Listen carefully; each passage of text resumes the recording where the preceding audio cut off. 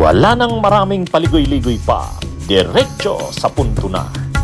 Maiksi lang ang komentaryo, pero diretso sa punto. Maraming kuro-kuro, may tiwali, may totoo. Dito, sa puntong diretso tayo. Punto, diretso. Ngayon, may nananawagan ng mga DDS, pamunuan na daw sila ni Sara Duterte. Yun. Halimbawa sila Jing Paras. Sila Jing Paras, ganun na ang panawagan eh. Sabi nila Jing Paras, BP Sara, pamunuan mo na kami. Umihingi sila kay Sara na pamunuan na daw sila. At standby na daw si Sara kasi anumang oras, pwedeng mapatalsik na si PBBM. Ito yun sabi ni Ka Eric Celes, nananawagan kami kay Vice President Sara Duterte to be on standby. Wow! Ha? Akala mo naman napakalakas na ng kanilang people power. Ha? Yan yung paniniwala nila na lalakas ang kanilang rally na ito, magiging people power ito at mapapatalsik si PBBM. Kaya sabi nila Eric Celes, nila Jing Paras, napanood ko yung talumpati nila, maghanda na daw si BP Sara kasi anumang oras posibleng magkaroon ng pagpapalit ng administrasyon. Ito ngang isang DDS na ito councilor yata ito ng Quezon City.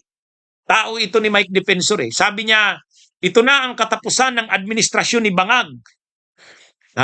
Ito na daw ang katapusan ng administrasyon. Ano na daw ito? Ito na yung hinihintay nila. Hanggang hindi bababa ang administrasyon ng mga Bongbong Marcos. Ito yung hangganan nyo na. Hangganan nyo na. Alam nyo naman kung ano yung mali, ano yung tama. Pero ang gusto nyong patunayan na lahat ay kaya nyong galawin, kaya nyong walang hiyain. Ang Senador Marcoleta nagtatrabaho, nag-iimbestiga para lumabas ang katotohanan at panagutin ang mga may sala sa malawakang nakawan. Pero anong ginagawa nyo?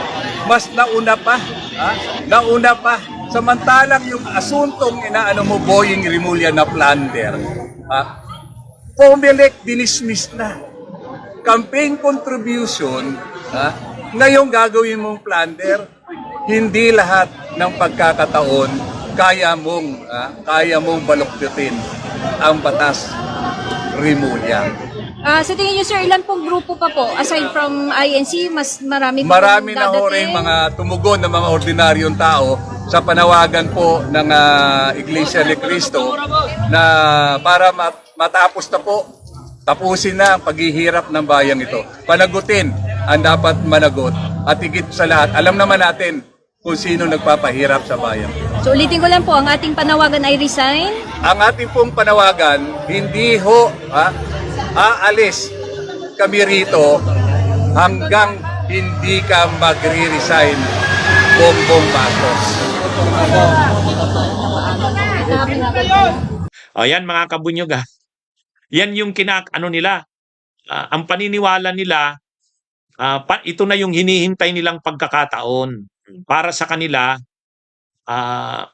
hinug na ang sitwasyon.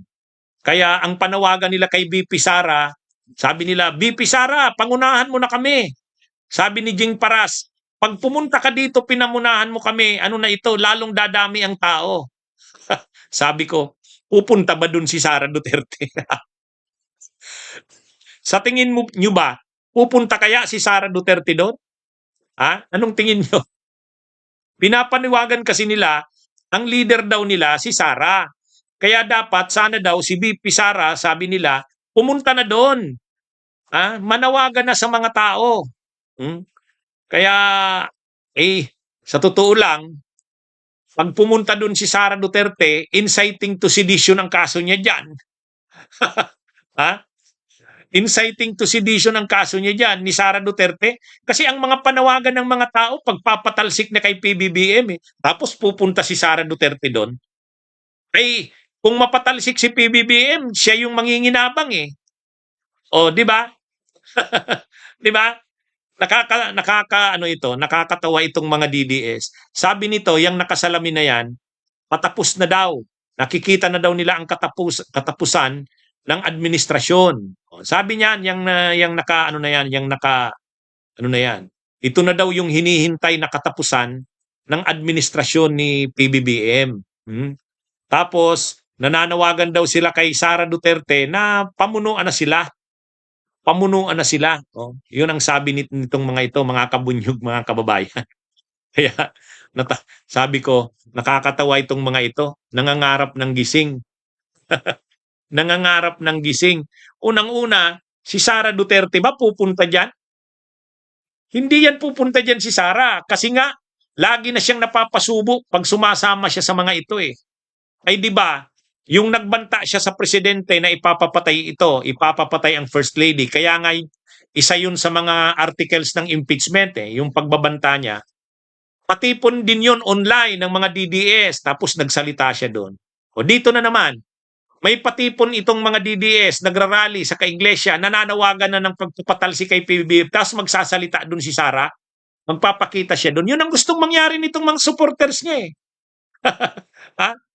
Oh. Kaya ano ito mga kabunyog, mga kababayan, nangangarap ng gising sila. Si Sara Duterte, hindi yan dyan pupunta. Kasi siya yung ilulukluk nila kung mapapalitan si PBBM. O, di pag nagpunta doon si Sara Duterte, at ang panawagan ng mga tao na yun ay patalsikin na si PBBM, ano na siya? Pwede na siyang arestuhin dyan. Inciting to sedition. Lalo nang mapapadali ang impeachment niya. Di ba? Hindi nag-iisip itong mga anong ito eh. Kaya lang, desperado na kasi sila. Ang paraan nila para dumami ang tao, si Sara. Kaya pinapanawagan nila, pumunta na daw doon si Sara kasi siya daw yung kanilang leader. At standby na daw si Sara, sabi ni Eric Celes, kasi posible na daw itong mapalitan si PBB. Nangangarap ng gising. Bunyog, bunyog, halikan na kasama ka.